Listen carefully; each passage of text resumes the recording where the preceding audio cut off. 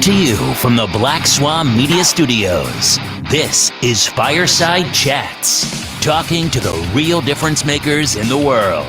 Now, here is your host, John Crump. Well, it has been a night of a lot of technical difficulties, but we are working through it. We're starting a little bit late tonight on a Monday night. I have been absent for the last few days because my wife got deployed to somewhere in the country because of DoD regulations. I can't say exactly where, but she is helping with the whole entire coronavirus type thing. So she's out there on the front lines trying to keep us all healthy and safe. I want to salute her and everyone else doing their job out there. I won't see her for a couple months, which kind of sucks. But, it is what it is, and we will get through it with my kids. And thank you for all the well wishes from everyone who sent some stuff over to say, hey, if you need anything, let me know. I thought that was really, really cool. Tonight, I am joined by the Silverback himself. But first, let me say, what's up, Jerry Compton out there? I see you, Jerry. Out there. If you want to help support the show, you can go to patreon.com/John Crump. I got some special videos coming up just for my Patreon crew. You can also make a one-time donation at paypal.me/JohnCC. And as always, Black Swan Tactical for all your gear are the official sponsor of this show. I am going to bring on our guest right now. His name is the incredible Silverback, the Vanilla Gorilla from my home state of Virginia. And we got a lot to talk about today. Not even sure if you're familiar with everything that's going down in Virginia, but I will inform you and get you up to speed and get your opinion on it. But first, let me say, Silverback man, how you doing? I'm doing good, John. Doing good. Losing some hours at work, but it's to be expected with all this going on. I mean, with everybody being locked down in their homes and whatnot, people aren't driving, so nobody's getting into accidents. So we ain't got no work coming in the shop, but still got a job. That's good. Hey Sheila out there. I officially resigned my position for my day job today. Oh yeah. Yeah. Was it from Facebook? Yeah, I worked at Facebook, so everyone knows now. I kept that kind of a secret. Oh, sorry. No. I kept it a secret. I just didn't want people to bug me why I worked there. But now that I don't work there anymore, and I can't do anything for anyone if they get banned, which seems to be all my friends always asking me to unban them. Like, dude, I can't unban you. What the hell? But I no longer work at Facebook. I resigned today. I'm going to do something more meaningful. Awesome, man. Well, congratulations, man. That's a big move, So Yeah, Facebook was a good company to work for. Very, very liberal, very, very biased. So much so that they don't realize that they were biased, which is kind of crazy. very crazy. So so your wife didn't get deployed, huh? So she's out there. Gone for a couple months. So I'm trying to do everything. Interesting. Where the hell? Okay. Sorry. Somebody got my phone number and they sent me tips that are really conspiracy laden tips. Yeah, I get a lot of those. Yeah. They gave me one good tip, but everything else has been conspiracy theories. But yeah, are you familiar with what's going on in Virginia? As far as the shooting ranges being closed down, is that what you're referring to? Yeah. I have an update, and I'm gonna have an article going up tomorrow. Tomorrow, there was supposed to be a hearing in court to see if it violated Article 1, Section 13 of the Virginia Constitution. The reason why it was filed under Article 1, Section 13 is there was a First Amendment challenge because the Virginia in Virginia courts for religious organizations Did I just crash out? No. Okay. Some reason something popped up. Religious organizations, and that got moved to federal court because it was dealing with the First Amendment. So BCDL and GOA sued on the grounds that it violated Article 1, Section 13 of the Virginia Constitution. This morning, Northrum kicked it up to federal court, trying to take out the Virginia court system because he is scared of the Virginia court system. And let me bring up this quote. I got a quote from Philip Van Cleve, who is the president of BCDL, and he's saying Northrum is gaming the system. He's clearly afraid of the suit being heard in Virginia court under Virginia law. What they're saying when they kicked it up to the Fourth Circuit Court to a very liberal judge is, hey, Article 1, Section 13, which is our right to bear arms in Virginia, is very similar to the Second Amendment. And Virginia law says the governor cannot use a state of emergency to ban guns, gun ranges, gun stores, whatnot. And in Lynchburg is going to be heard by the Virginia court. The governor is afraid that they're going to rule against him, and he's also afraid of the Virginia Supreme Court because he will lose. So he's trying to go to a liberal judge.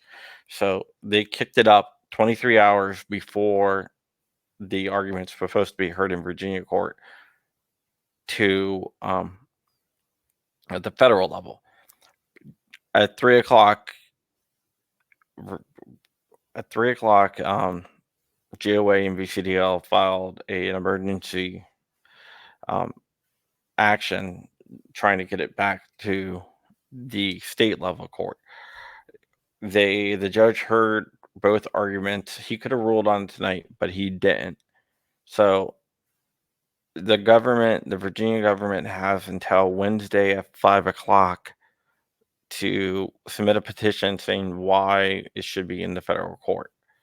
And GOA and VCDL is going to have until 5 o'clock on Thursday to respond. The argument that Virginia is making is because Article 1, Section 13 is similar to the Second Amendment, that it should be heard in federal court because it's similar. This is going to set a dangerous precedent if the judge allows this to happen. Basically, any part of a state constitution that is similar to the federal constitution, which a lot of them are, that will take the powers away from the state to determine what their constitution says and give the sole ability to determine what a state constitution means to the federal courts, which would be very, very bad.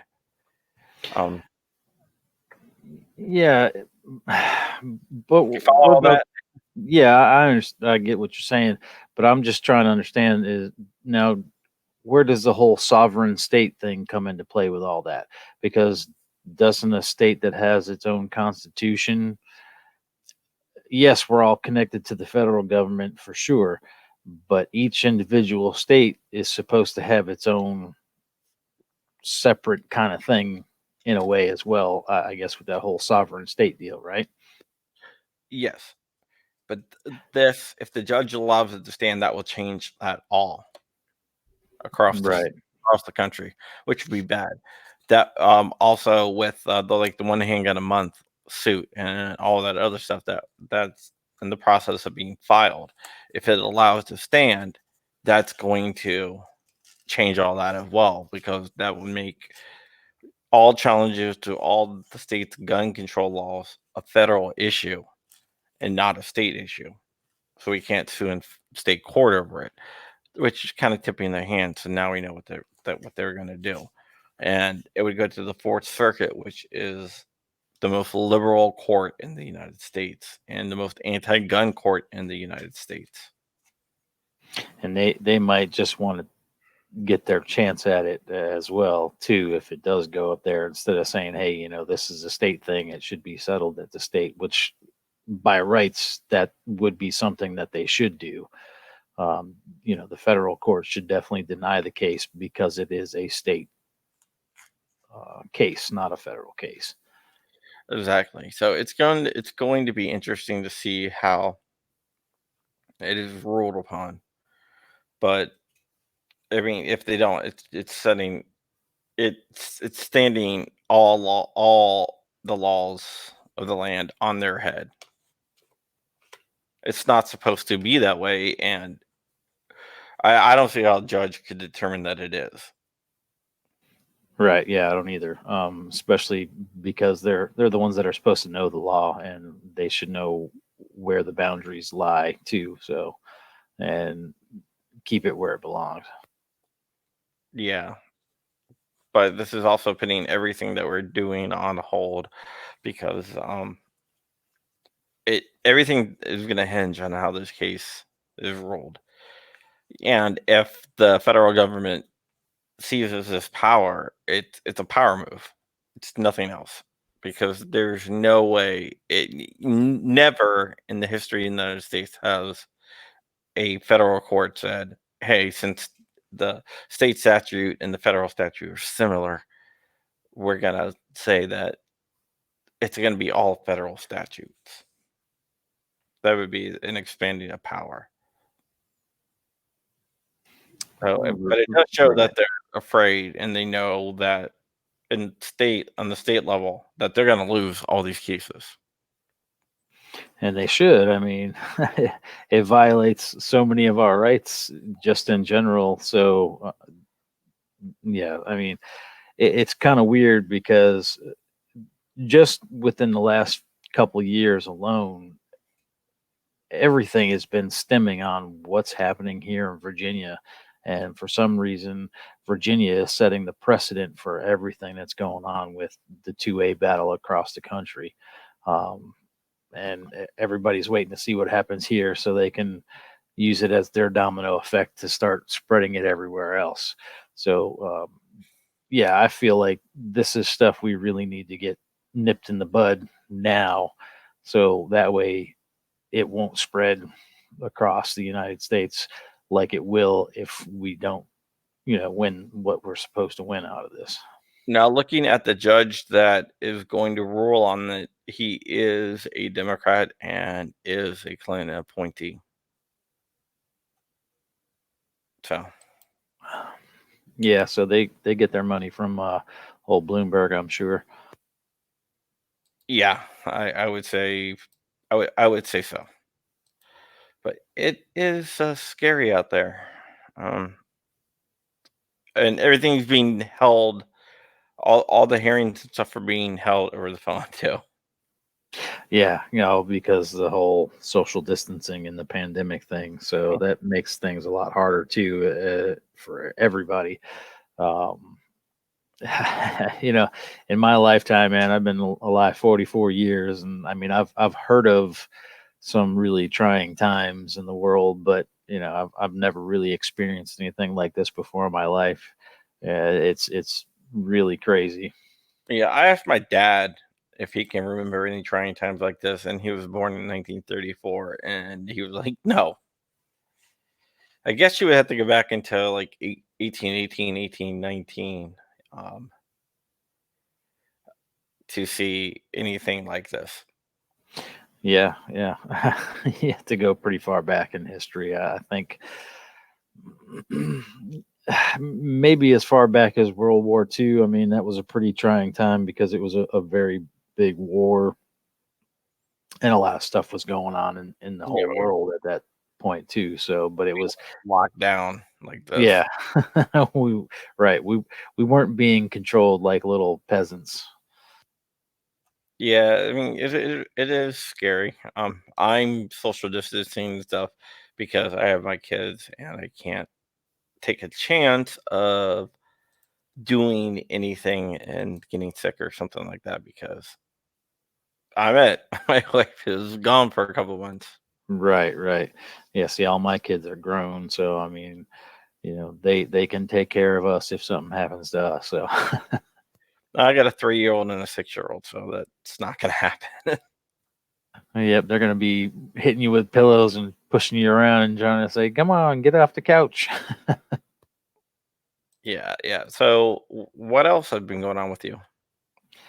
Not a whole lot. Just waiting for things to get back to normal because everything that was supposed to be going on this month has been canceled, and yeah, I'm just trying to get by, man. I'm about to have some more free time to make more videos, so but I do have something coming up. I got uh, kind of a big deal for me anyway. It's a big deal. So I'm getting close to that 1,000 subscriber mark, and I got somewhat of a sponsor on the horizon. So just waiting for that to show up in the mail here, probably within the next day or two, so I can start putting out some videos on that stuff.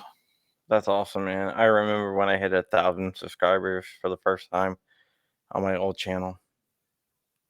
It was nice. Yeah, I mean, and it opens me up to being able to do a little bit more stuff too, especially like once we get back to where we can actually go out and do things. I'll be Yeah. able to live stream from the phone again because I was able to before they YouTube changed all their things blocking people from doing stuff. So Different way around that. oh yeah, there's a way you can stream on the phone without. I'm gonna have to get some pointers from you later. Yeah, you sign up for a free Restream account, and then you connect your YouTube to your Restream, and then you use StreamYard to connect to Restream, and then you run StreamYard in your mobile browser on desktop mode. So it's not like a one-step thing. Right. Yeah. A couple steps, but yeah, it's a loophole, I guess, to get in there. So Yeah, because then YouTube thinks you're streaming from a desktop. right, right, Because it's actually seeing the Restream servers and it's not seeing your phone. right. Whereas now, because if I click on that little go live thing from the phone, it tells me I can't. Yeah, that's how I've been live streaming events and stuff like that. 'Cause I go to a lot of events. Well, I used to go to a lot of events until I got locked down. Yeah. Yep. Yeah, Yeah. This is really putting a big pair of vice grips on everything. yeah, it's giving me some time. I got a new Ghost Gunner coming in, the Ghost Gunner 3. I'll Right be on. putting out some firearms here. Got a new 3D printer coming in. Yeah. So I'll be able to run Nice. 2 CNC machines and 2 3D printers. Hmm. John's getting ready to build some stuff. Oh, hell yeah. I got some nice stuff on the horizon. I can't wait to check that stuff out, man. Sounds like fun, man. I've been trying to tinker with some things here, but I just being short of funds, it's not helping. Yeah. Uh, when your job kind of slows down, kind of sucks. What's up at the Archangel? Any word on another stand to Richmond, VA this year with GOA and VCL? I know there is some stuff going on. It's not a GOA rally, but there is a rally going on July 3rd in Richmond at the Capitol. I'm supposed to be speaking at it, but I think with the whole Corona thing, I'm not even sure if we're going to be out of this by then. Yeah, from I keep hearing that 18-month thing. If it lasts that long, it's going to be hard to say if there's going to be anything left standing. Well, it's 18 month. Um, Here's the thing. That is if the vaccine gets created by September. Right, and That- it's supposed to, yeah, like the 18-month is like the intubation period to find out if the vaccine actually works or something, right? It's mostly to produce it in big enough numbers. A lot of scientists do think that the coronavirus is going to go away during the summertime because what a lot of people don't understand is uh, somebody said, "Oh, the coronavirus is just a cold," and they're kind of wrong with how the dangers of it. It's a lot more dangerous than a cold, but they are kind of right because a cold is a coronavirus. COVID-19 is a mutated cold virus, basically. And cold viruses are usually not around during the summertime. So, Yeah, they don't like the heat. yeah. So everyone is hoping that during the summer that it goes away, like the regular cold, which means it will come back.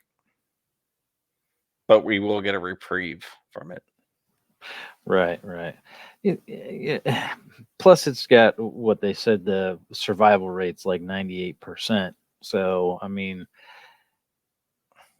if it comes back, you know, we have a good idea of what to do and how to handle it now, as far as that goes. You know, over in Sweden, they've taken like a lot more of a relaxed approach to the whole thing, and I know their higher ups, their heads over there are saying that they're trying to get more of that herd immunity thing going on to get people to have it and build antibodies to it by getting it and getting over it because it has such a high survival rate.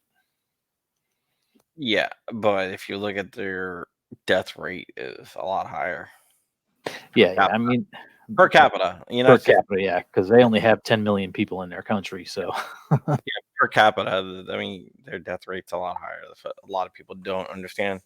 But we will see. We will see what happens. Herd immunity might be, unfortunately, the only thing that we can do, which means a lot of people will die. But right. Yeah, I seen some. it's a tough situation.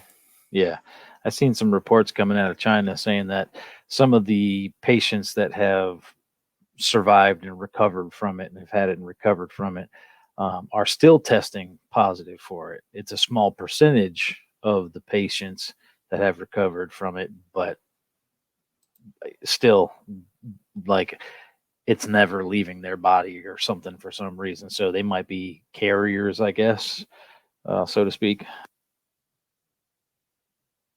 Yeah, I mean, it might be okay. Okay, Archangel. Gonna school you a little bit about the Schweppes tonic water thing, uh, and Quellcan and stuff like that. The dude that put that out, the doctor that put that out, um, I verified this with other doctors.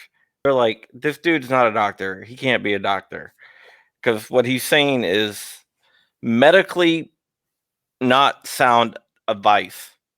And so I started looking into his background. He's not a medical doctor. He is a alternative medicine doctor and a chiropractor, which means he's not a doctor. So the doctors I have talked to both said that what he is saying is wrong, and people who are taking his advice are not really doing anything to help themselves out.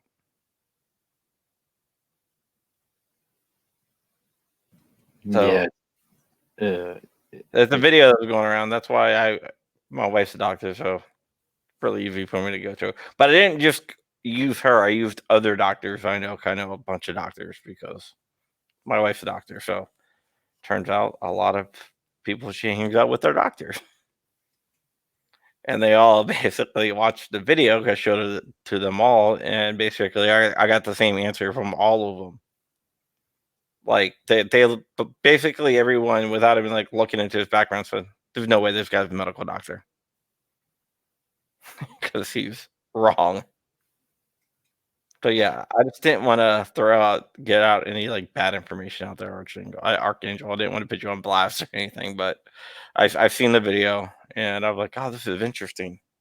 And then I actually looked into it. Well, that goes with saying like um, somebody went out there and said that you could blow a hair dryer in your face and it would get rid of it. So I mean, hey, there's a lot of anytime something like this happens, there's a lot of crackpot theories that come out, and But yeah, but SARS and COVID-19 are related. SARS is COVID-3,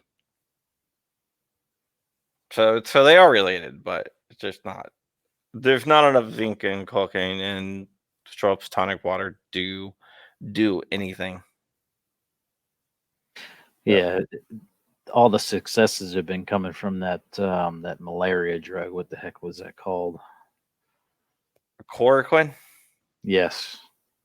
So Yeah. they The only issue with that is that it has a lot of really bad side effects. Like it could kill you. So it, well, what can't in this world nowadays, you yeah, know? there's not a silver bullet.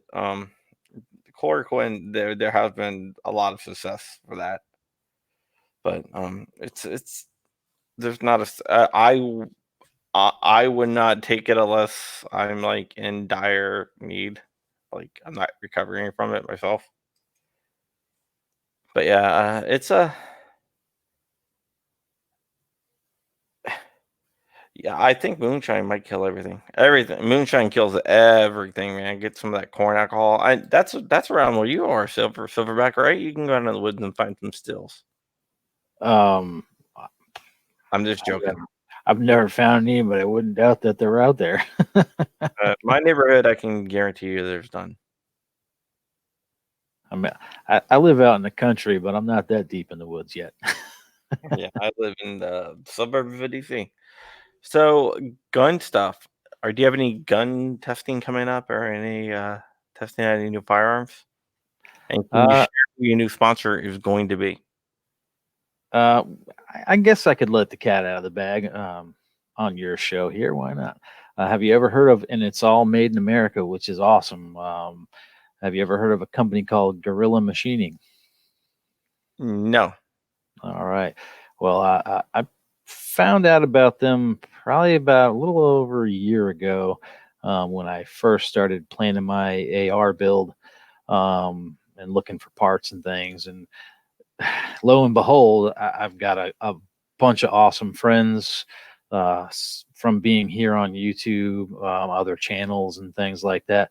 And a bunch of people donated me parts to build this AR. So uh, just awesome, you know. And I bought a Aero Precision, stripped Aero Precision upper and lower set. So I was looking for a good handguard for it, you know. And I was looking around because I had like a certain style in mind that I wanted. So I seen plenty of them, but I was trying to build this without spending a whole heck of a lot of money, obviously. So all the ones I was looking at that were in the style I wanted were 100 plus for the handguard. So I came across Gorilla Machining and I found this one that I really liked, and I was like, "Hey, man, the price was right because it was only $39.95." So I was like, "All right, I'm scooping it up." So I got that, popped it up on the AR, completed the build, and it's a very nice, well made piece. I did a little review on it. They actually commented on my video. So, and I started thinking, you know, I want to get into building some more AR stuff. So, and that's primarily what they make down there is like barrels, handguards, AR parts. They do uppers, lowers. Down Um, where? You didn't say where. Oh, they're in Florida. I can't remember the exact town they're in Florida, but they're down there in Florida.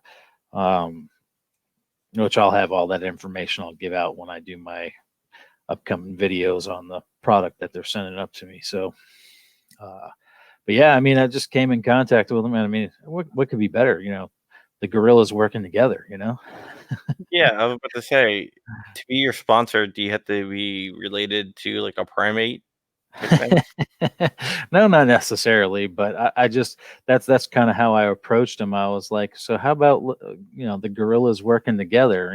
When I started emailing them, and that's how I titled the email in the subject line. So I got to talking with them down there, and one thing led to another, and they said, "All right, well, we'll send you something up and do what you got to do." So I was like, "Sweet." Are you gonna get sponsored by Gorilla Ammunition now? I've been working on them. I've talked to them. It's been a while since I talked to them last, and I'd really like to get sponsored with them because that way we could have the whole gorilla family Yeah, I used all, to. all, all rolling. You know, Yeah, I used to have a contact down there that used to do all the stuff, and I used to be sponsored by Gorilla Ammunition.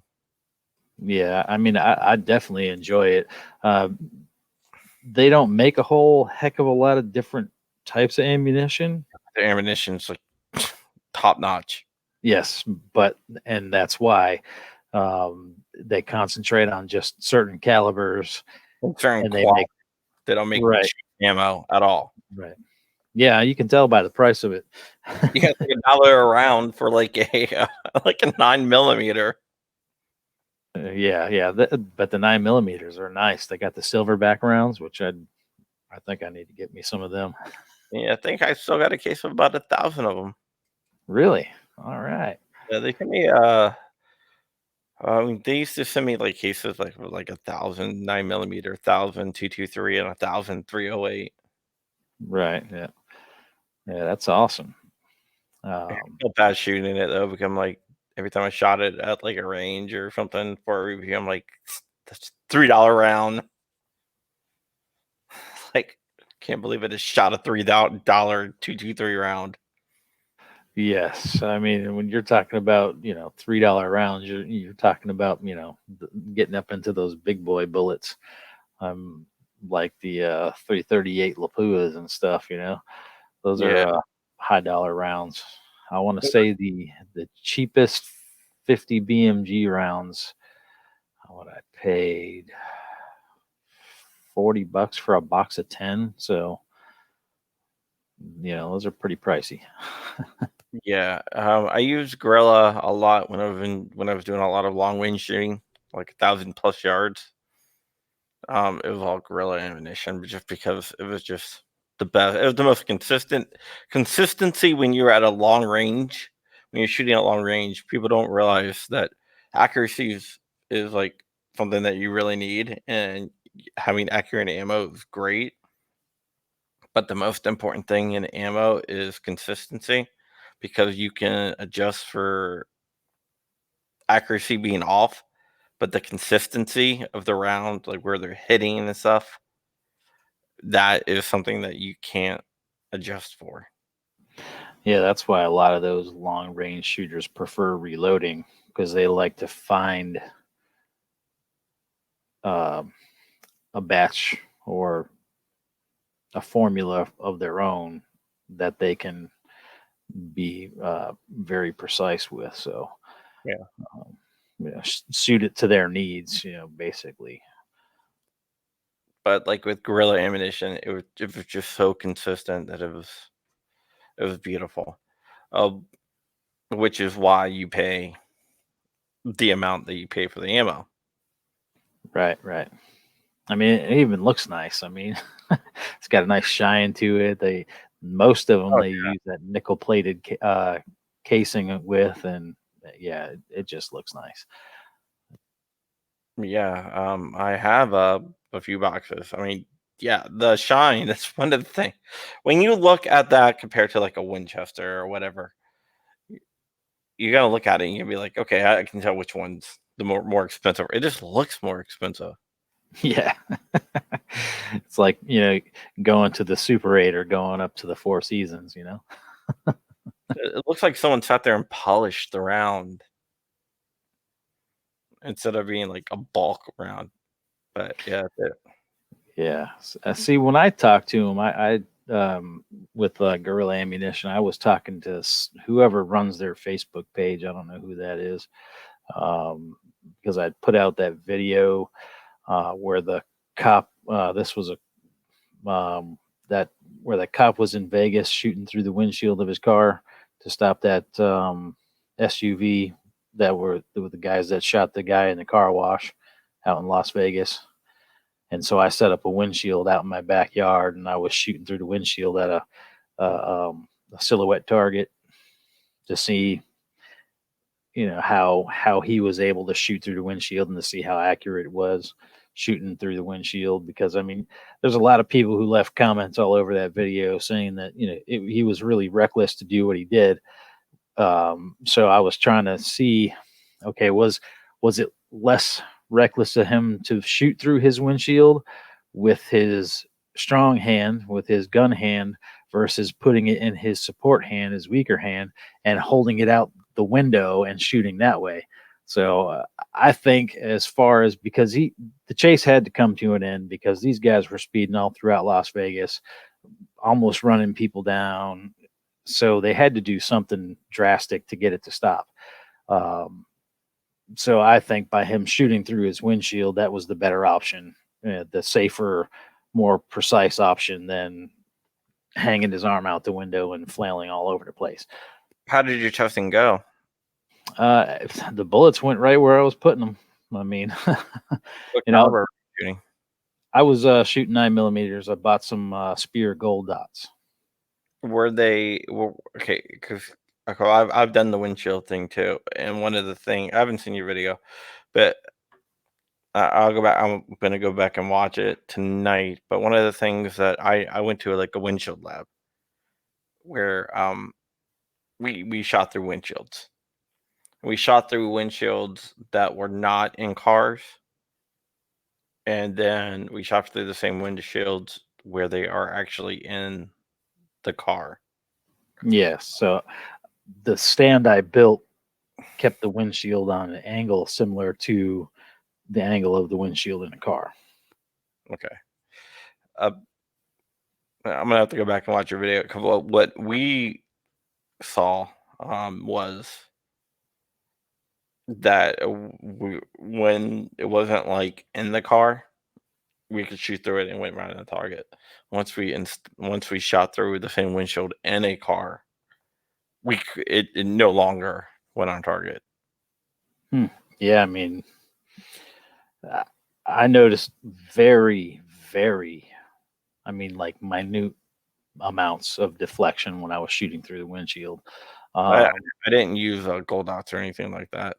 Yeah, I mean, I wanted to find an ammo that would be similar to what they were using out there, and I believe out in Vegas they use 40. I'm not sure 100%. That's just because I did a little bit of research before I actually went out and did the video. So, in talking to some guys, and they were like, "Yeah, so if you want to get something that's going to be as close as possible to what they use, try the Spear Gold Dots." So. I was using Hornady Critical Defense. Okay. So I shoveled out a little bit of extra cash to get the Spear Gold Dots because those aren't very cheap bullets either. So, but it was worth it, man. I mean, I had a good time doing the video. I mean, I love doing videos like that. So yeah, it's I would the love. title. How's that now? I would love to do a video where it's like Spear Gold Dots versus the Critical Duty. Yeah, I carry the Critical Duty in my not the Critical Defense, but the Critical Duty is what I carry in my self-defense gun.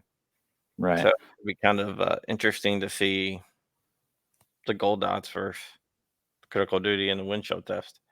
I wonder Yeah. if that makes a difference. 'Cause it sounds like from what you're saying that it probably would. Right. Yeah, because like I said, I had it on an angle. I mean, you'll see when you see the video. It's the title of it's "Cop Shoots Through Windshield." So did I. So, because I seen the video and of the cop, the police chase and everything. So immediately, as soon as I got done watching that video, I was like, all right, I got to try this.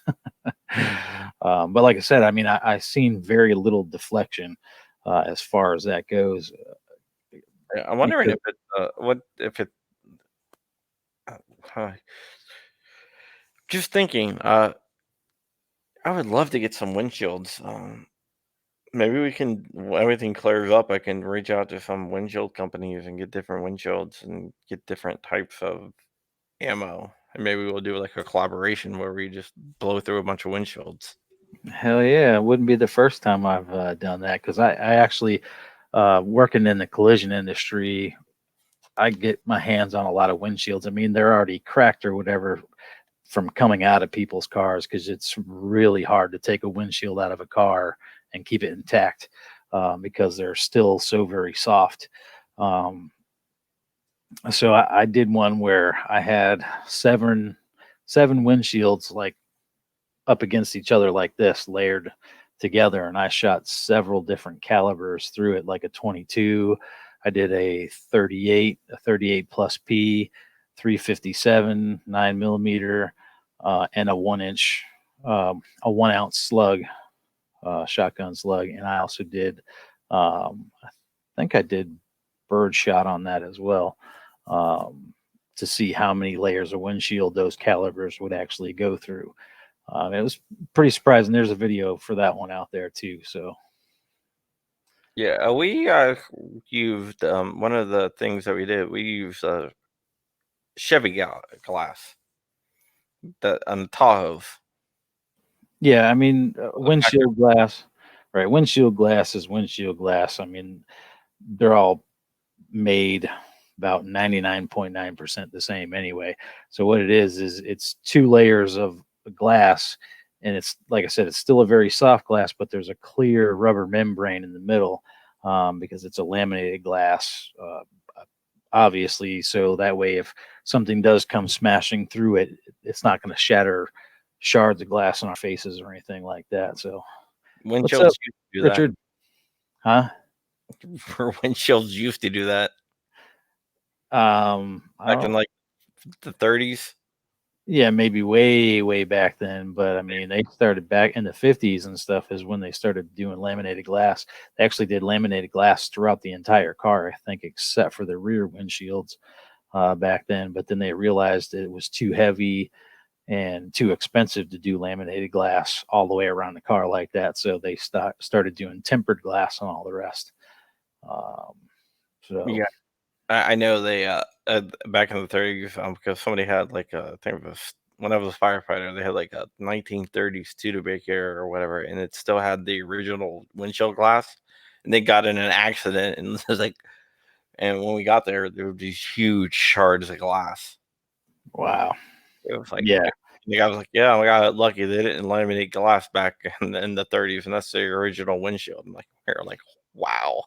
Yeah, I think they started doing it in the 40s, early to mid 40s is when they first started doing laminated glass, especially for windshields. But like I said, they were pretty much doing it all the way around the entire vehicle, and like even the glasses in the doors were, you know, a half an inch thick because of it.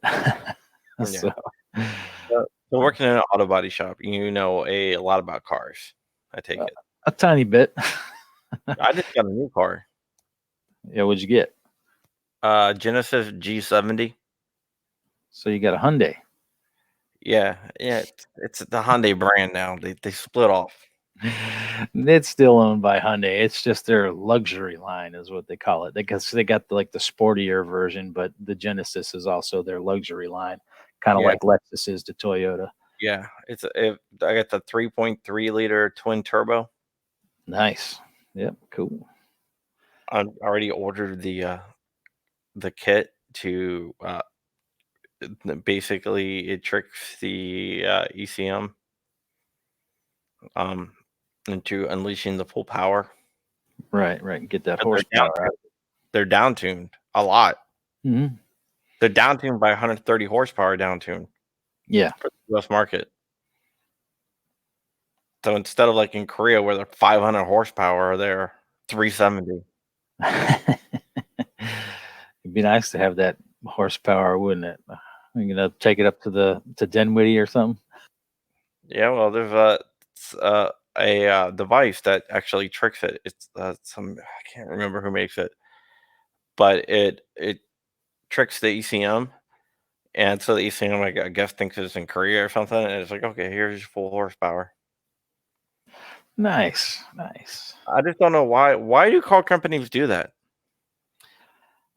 It's probably some federal regulation. They all have some type of limiter on them. I mean, they don't want you going speeding around and killing yourself, I guess. But every other country, I don't really think they put limiters on vehicles in most other countries, especially when you getting into Europe, where some of the speed limits are a hell of a lot higher than ours, especially over there in Germany with the Autobahn and stuff too. So, Yeah, there's actually two different chips that would do it. One is it's called a race chip. They're out of Florida, and I know like King Strange, he has it on his Audis and stuff. And Burger Tuning sells a JB4, which will also trick the ECM. right on. Yep, yep. Yeah, I can boost that horsepower up, man. I mean, So I'm doing that. I'm going to change the intercooler. I'm going to do a fogger system on the intercooler to spray nitrous right into the intercooler. I'm doing a catback system. you gonna put some wheelie bars on there too, or what? No, just a fogger system, bigger intercooler, catback system for now. You know, flip out you put the burger tuner, the JB4 in there to unleash the full horsepower of that. Uh, and, maybe to go quad turbo. He wants this car to be like a 700 horsepower car, don't you? Oh, no, I'm aiming for 1,000. Oh, he's going higher. Yeah, yeah. So Yeah. you're gonna get it up on the dyno machine and get it all tuned up and everything. Yeah, man. Yeah. Yeah. I figured by the end of next year or end of this year, I should be up to around probably 600 horsepower, 700 horsepower, and just keep on going from there. So, yeah, it's going to be fun. Yeah, yeah. Well, if you're looking for a paint job, I know somebody who can do it. Yeah, my uncle actually does classic car restorations. So he Yeah, does I've done a few of those. yeah, I mean that's his whole company. That's all they do. They deal with the 1969 and earlier cars only. Right on. Yeah, I've done cars all the way from the 30s on up, man. I tell you, I really like a lot of the 30s cars. But my favorite, all-time favorite, is a '55 Chevy. Why? I have no idea. There's just something about it, man, that I just look at that car and I'm like, wow. Don't ask me why, but I do. Especially if you get it with the two-tone, the way it's done with the molding in there in the middle, and I don't know. There's just something about that car, man. Yeah, I'm going to show you some of the cars that my uncle has done. Welcome to the car show, guys. Let me just do this. Hey, what goes better with guns than cars? All right. His website is nicely painted. This is some of his stuff here. Yeah, he's got a 57 in there. The only thing I don't like about the 57s that I like about the 55s is the uh, tail fins on the quarter panels. I prefer them a little lower and rounded. I don't like them sticking up as high. Look at this 1967 Chevelle. Yeah, it's nice. Some of the other stuff he done. This is That 37. 37 Chevy. Look at that. Ooh, look at that Model A. Now that's a truck right there. I started out. This starts out like you can't see it, can you? Damn it. Oh, wait, I can see some of it. no, I was sharing some pictures of like what it looked like before that 37. Yep. That's all Seen tore up, plenty of those. and then it just goes. you know, something like that, which is Man, so and to paint it black, I'll tell you what, man, they took a lot of time getting that body right on that car, to paint it black and have it come out looking that nice. yeah, he does a lot. He has a really big waiting list.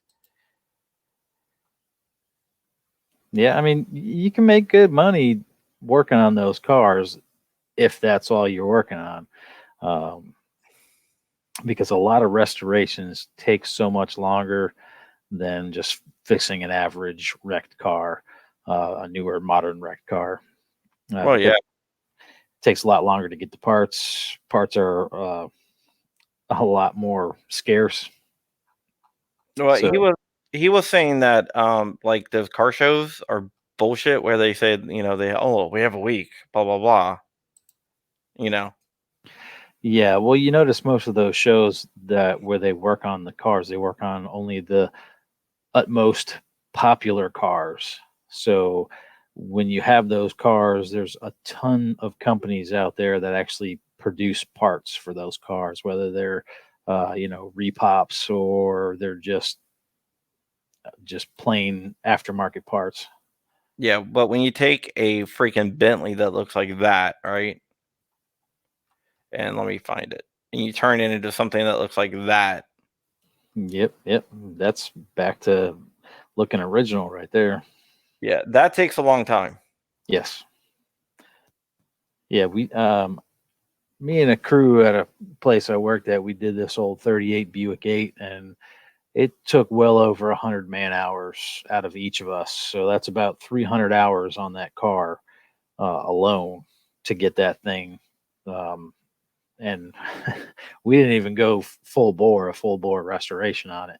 I mean, we took all the fenders and everything off of it, had everything sandblasted down, and went from there. But we didn't do the body that way because the body was still pretty much in good shape. But whoever had the car before, they just took the fenders and I mean, they completely smoothed them over with body filler. All the little lines were gone. So, once I discovered that and we had them sandblasted and everything, we were able to put them back with all the nice body lines that they had on them originally from the factory. So, it definitely improved the look of that car 200%. Yeah, this is one I like. If you look at this is it's showing the work in progress. I already built the engine and stuff. This is like the 1971 a Charger. Yep, yep, nice. Yeah, people don't realize how much it costs to restore a car, though. It costs more to restore a car than you'll ever get back out of it. Yeah, man, but but what he does is just incredible. I want Yeah. him to make a YouTube channel, but he won't. Oh, he has a YouTube channel? Yeah, I want him to make a YouTube channel. Oh, yeah, yeah. Yeah, I mean, they would get popular quick. Yeah, but they uh some of the stuff that they do will take like a year because a lot of the parts they can't get anymore and they have to make them or Yeah, whatever. there's a lot of fabrication involved with a lot of, especially when you get into those 30s cars, 30s, 40s cars. Um, like I said, the ones that aren't that popular, the more popular cars, you can find places out there like National Parts Depot, Year One Group. Who's that place out of Canada? I can't remember what they're called. Yeah, Um, year one is all Mustangs, right? Year One, no, they do a lot of Camaro and Chevy Camaro. stuff. Yeah, Chevy, okay, Camaro yeah, stuff. It was other yeah. than that. It's a lot more Camaro stuff than anything. Yeah, Uh, like it's National Parts Depot, they have a variety of stuff, but it's the really popular stuff that's out there. yeah. So One thing he will do, he will only do it back to factory original. So he's not gonna like do an LS swap on a like an yeah, old car. so he's not doing no custom builds or anything. He's just doing actual restorations. Well, he could do custom builds, but he doesn't want to. Yeah. I mean, there's a lot more money in the custom builds because you can charge people Yeah, but crazy amounts of money for that he stuff. doesn't want to do that. I mean, this is not something that he does as he already had a successful career doing other stuff. Right, right. And when he retired, he always did this on the side. So when he retired, he was like, okay, I'll open up a shop and just do restorations. Yeah. Flying Rich, I have no idea if Bentleys and Rollses are rust buckets because I've only worked on maybe two of them in my life, and one was a much newer Bentley. So it was actually owned by Pharrell, if anybody knows who Pharrell is. Scott Farrell? Yeah, Pharrell from, Virginia Beach. Okay. All right, gotcha. Yeah, man. Freaking Bent. I mean, some of the stuff is cool as hell. See. Hold on. Waiting for my wife to get home. Huh. Yeah, the most recent car that I did here was 66 Malibu. I two-tone that one for a guy. That car, and I mean, it wasn't a full restoration or anything by any means, but I did strip every panel down to the steel. I had to do some fabricating because they don't make parts for Malibus anymore, not this old Malibus like that. So I did have to fabricate some parts for it to weld onto it. And then, I started from scratch with all the panels. Plus, we got rid of all the body side moldings on it. So I filled in all the holes. I welded all the holes shut on the car. Got rid of all the emblems, welded all those holes shut and everything. So just gave it a much sleeker appearance. Yeah, the most fun car I've ever been in, and it doesn't have a loud engine or anything like that. Um, is a Tesla PD 100D.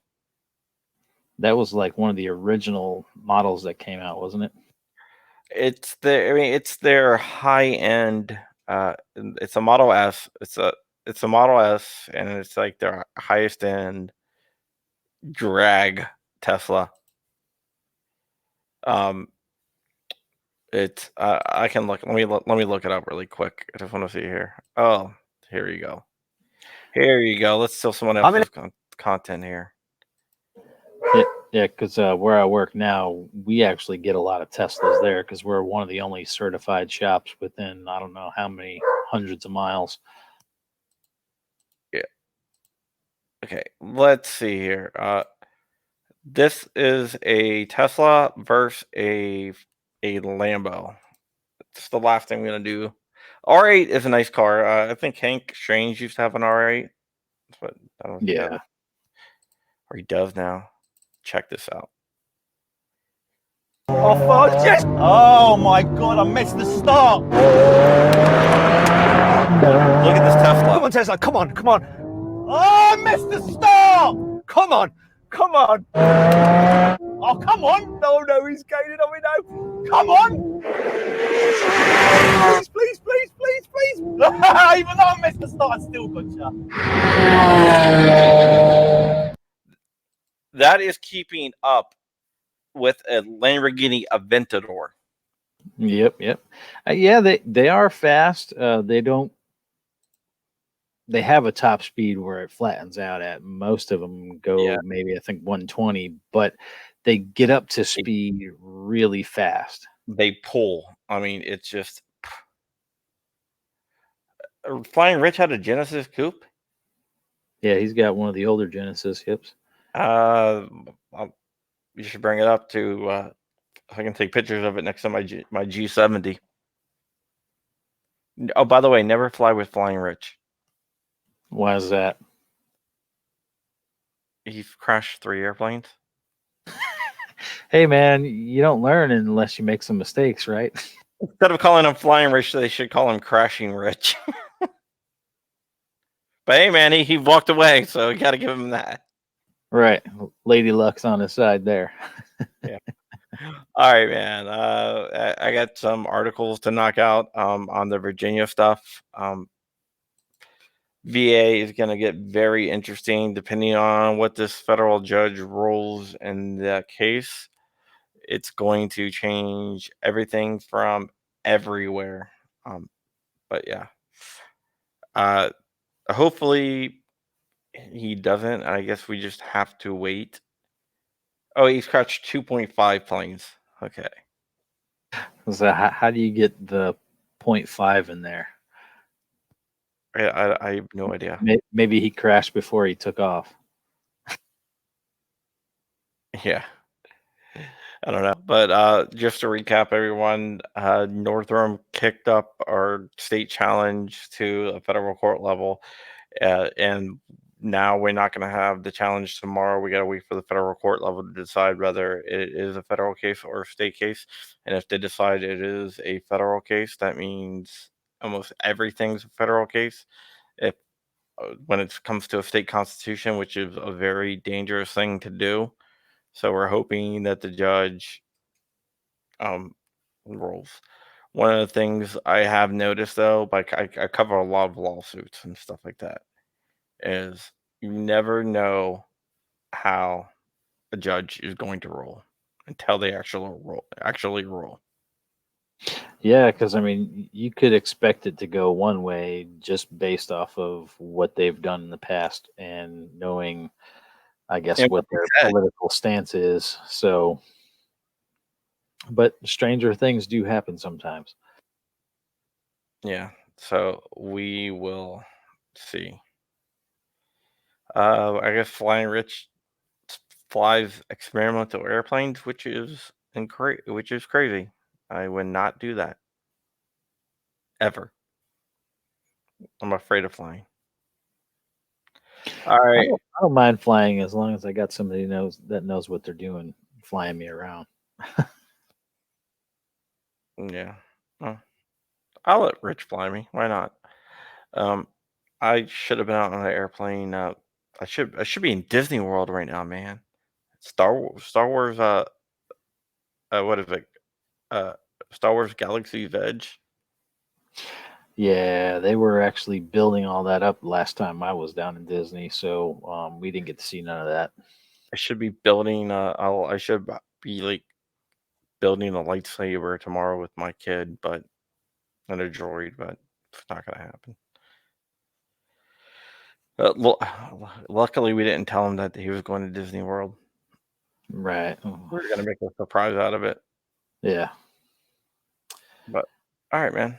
That'll Well, be the first thing to do once things get back to normal, right? yep. And to catch everyone else up, I also quit Facebook. I no longer work at Facebook. So my secret job, everyone was trying to get out of me. It was Facebook.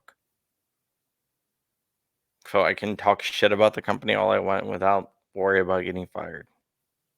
There you go. I like Matt Doss Cowboy's idea about building the DuckTales plane. Maybe. Yeah, I'll be in Orlando whenever everything opens back up. Flying Rich, we'll have to get together. All right, man. Thank you for coming on. It's been a long road back to the show since my wife, been dealing with my wife being away, dealing with kids and stuff like that. So I want to thank everyone for the patience that we didn't have our normal amount of shows that we usually have a week. And I want to thank Silverback for coming on at the last minute because I wasn't going to do a show this week. And I was like, I'm going to try to do at least 2 this week just because. And I want to Right. thank you for coming on. And hopefully everyone out there stays safe, stays healthy. Don't catch the beer virus. And God bless everyone in the medical profession that's out there. Yeah, Rich. Oh, you didn't know where I worked at, Rich? Yeah, that was my day job. I got my Facebook backpack, my Facebook stuff. Still have my Facebook laptop, which I don't know. They're like, whatever. So I guess I got a. I guess I got That's a your severance MacBook package. Pro. Yeah, I guess. I don't know. I got an iPhone and a MacBook Pro still here. I'm sure they're gonna come back and try to get that back. But yeah, I would like to thank everyone out there for watching, and go ahead, plug yourself over back. All right. Well, everybody here already knows who I am, so it's like preaching to the choir, I guess. But yeah, I'm Silverback with Gorillas and Guns. You can find me over on YouTube. You can find me on Facebook and over on Gunstreamer, and also on Patreon. I don't really speak much about that because I don't know, I just don't promote it that much. I got 2 patrons. I got I'm pointing the wrong way. Yeah, I think I'm one of them. Yep. So it's cool, man. I get $9 a month, and I'm proud of it. So hopefully 30. one of these, huh? I'm up You're to up to 30. Yay. Right on, man. You got me beat. I'm hoping one day it'll kick off. I don't push it or anything. So if it kicks off, it kicks off. It'll definitely all go towards the channel, and I'll use a lot of that to give back to the subscribers and stuff. So, I mean, I'm not here to make a profit off of this. I'm just here to have fun and do what I do, you know? Yeah. Answering Armor and Axe's question. Yes, they give you a Facebook backpack. They give you Facebook hats. They give you Facebook shirts. They give you Facebook stickers. You got Facebook stickers all the time. They put Facebook stickers everywhere. You walk in, there's Facebook stickers. They have Facebook everything. One of the things that I'm gonna miss about working at Facebook is they fed you. So you got to eat for free. Yeah, I got a friend of mine who works for Elephant Insurance in their total loss division, and he said that they do that stuff over there too. Yeah, but like every day it's free food. It's all, you can go. We didn't have a cafeteria. Most of them have cafeteria with chefs, so you can get like steak and everything. But you can go out and get like steak at lunch or whatnot, all covered. They have a convenience store in there, like a 7-Eleven, but instead of paying for stuff, you just grab the stuff off the shelf you want and just take it. I used to take a bunch of stuff home, for my kids. Right. I don't blame you. So I will miss all that. I will miss the movies, Friday movies. We used to go to during the summertime. We went to a movie every Friday. So Friday was like movie day. So I will miss that. I will miss the stadium seating with video games in the office and the Oculus and stuff like that. Damn it, why did I leave? No. Sounds like a pretty fun place to work. I mean, It's if you fun, can, but if you got to be able to put up with the political environment, and I couldn't. In fact, one time I got a lot of crap because on the main group, because our intranet is basically like a copy of Facebook, but internal. And there's a main group where everyone posts, everyone in the company can post. And they were talking about, oh, we need to figure out how to stop all this, all this bad stuff and all this bad talk. So I posted on there. Yeah, I do have stadium seating at my house. Thank you, Flying Rich. So I posted on there, hate speech doesn't exist. And oh my God, that started a firestorm. yeah, I bet amongst a bunch of liberals it would. Flying Rich is talking about, I'll show you my TV room really quick so everyone knows what Flying Rich is talking about. I watched Trolls movie today with my son. So let me see if I can pull this up here. This is my TV room.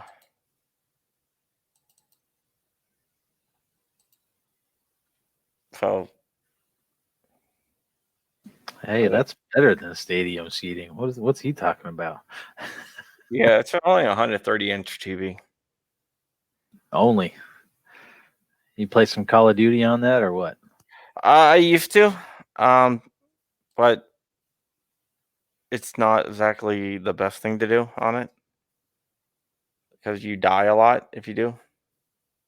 Really? Yeah, I figured you'd be able to see things a little bit better. No, because you're like this.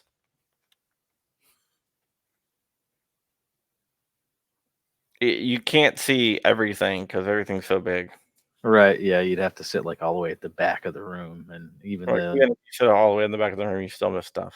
It's a lot easier to play. I bought for playing Call of Duty. I bought like a 37-inch monitor. I play it on there on that, and then on my other games, I got a 50-inch TV. With a that's Call of probably Duty. why I'm always dying because I'm playing on a 60-inch. So Well, that's why I got the 37-inch because I found that I die a lot less on the 37-inch than on my 50-inch. And then when you put it on the 130-inch, you die a lot, which it's is got to be an interesting experience, though. At least. oh yeah, especially with the surround sound and everything going. But Oh hell yeah, that'd be awesome. you do die a lot because you just can't see shit. So get about a 35 to 40-inch TV and you will be good. Your kill ratios will go up a lot. Yeah, I mean, I just have fun when I'm playing anyway. I don't. I probably still wouldn't be that good even if it was a smaller TV. Oh, I suck. I suck. But at least I get a little bit. And one more thing. Did you see my rifle? Your rifle. Yeah, I got to give a shout out to KA Customs. They helped me with it. Also, Okay. Portland Black Okay. Rifle supplied the bolt carrier for it, and HB Tactical supplied the stand, which I just got in, so I don't have a picture of the stand yet. Yeah, I was actually just talking to Chris earlier today, looking at some muzzle brakes that he has. Oh, from Poor Man's Black Rifle. Yep. I talked to him a lot. He's a cool guy. I think I met him through you. Yeah, probably. I actually had him on with Carl and Chris Nance for the Benghazi thing because that kid Chris was getting picked on about wearing his Benghazi shirt. He was getting picked on by one of his teachers. That is So, how I met him. yep. So yeah, I had him on the show, and we did the show, and Tonto came on through Carl's phone. Tanto. Yep, Chris Tonto Peranto. Yeah. He's a cool guy, man. I'll tell you what, he's got some stories. Yeah, and here's my rifle. Because everyone talks about how scary rifles are, scary black rifles. Yeah, So it's a wow style. it's really loud. Looks Yeah, kind of hippie-ish. it's a luau style. You can't be afraid of that. Hell And, no. and down here it says Boogaloo on the magazine. Oh right, I can't read that. Picture's too Flower small. Power Pattern magazine. Yeah. Well, maybe one day I'll get to see it in person. Yeah, Looks pretty cool though. yeah. It's my protest rifle. Yes, I have over 100 ARs, so I have to have a protest rifle. Right on. I have 2 ARs. One's a 9mm, and the other one is a 5.56 that I built myself. I don't have a 9mm. I want a 9mm so bad. Oh yeah, it's fun. I got a PSA 9mm AR. It's pretty fun. Really fun. Okay. Well, let me let you go. My wife should be getting off shift any minute now, hopefully, and I'll get to talk to her. She's been there since about 7 a.m. this morning. Right on. All right. Well, tell her from all of us, man. Thank you. She's a brave woman being out there doing what she's doing, and All we're right. all thankful for her being out there. All right, and everyone go and subscribe to Silverback, and I will see you later on in the week. And at that, we are out of here.